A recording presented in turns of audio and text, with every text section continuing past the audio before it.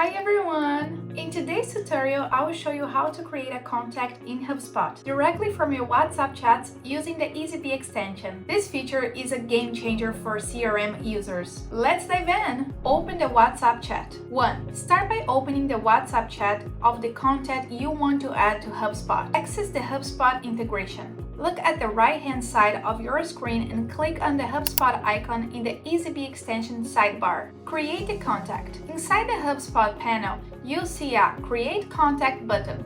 Click it.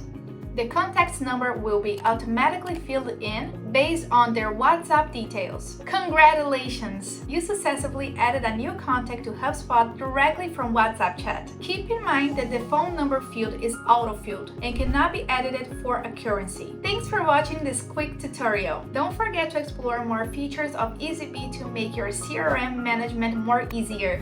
Like and subscribe for more tips. And see you in the next time!